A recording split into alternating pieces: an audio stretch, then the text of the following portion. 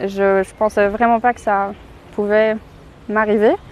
Donc surtout dans un si petit village où tout le monde est censé se connaître et oh, je suis désolée.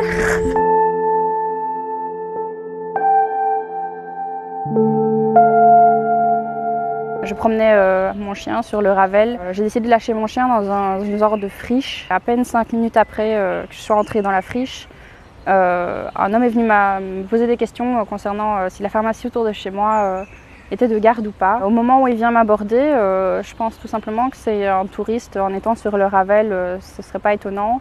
Donc je m'approche de lui, je réponds simplement que je n'en ai aucune idée et qu'il peut aller voir par lui-même. Elle n'est pas très loin de la fin du Ravel. Et puis il me demande mon nom et puis il me demande où j'habite. Et c'est à ce moment-là que je commence à me dire que c'est pas vraiment quelque chose qu'il a besoin de savoir. Il a vu que j'étais catégorique sur le fait que je voulais pas lui répondre. Et il a voulu essayer de m'attraper par le bras et en voulant m'extraire de cette situation-là, je suis tombée et je me suis retrouvée à terre. Il a voulu m'aider à me relever et je lui ai dit de ne pas me toucher parce que j'étais capable de le faire toute seule et je voulais juste pas qu'il me touche. Donc je me suis relevée et je vais continuer à essayer de l'éviter en faisant un petit détour. D'un coup, les questions deviennent plus personnelles et il me demande même si j'habite pas trop loin, s'il peut me raccompagner dans mon lit. Ce qui m'a vraiment mis la puce à l'oreille.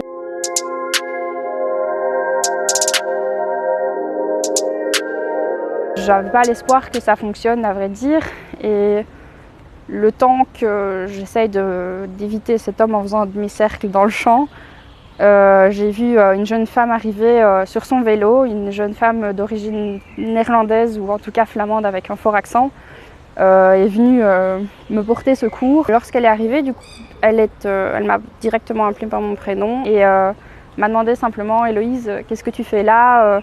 T'es loin de chez toi pour promener ton chien, qu'est-ce que tu fais là ?» Elle me demande « Oui, ce monsieur-là, est-ce que tu le connais ?»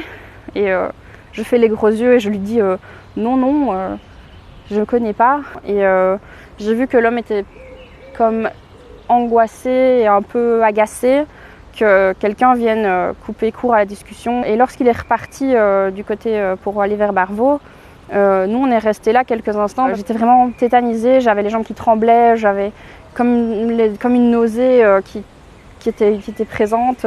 Déjà j'avais l'odeur de l'homme dans le nez et il a fallu quelques temps pour redescendre de cet état de stress. Après elle m'a raccompagnée chez moi, elle m'avait proposé même d'aller boire un verre pour me calmer, mais je voulais absolument rentrer chez moi le plus vite possible.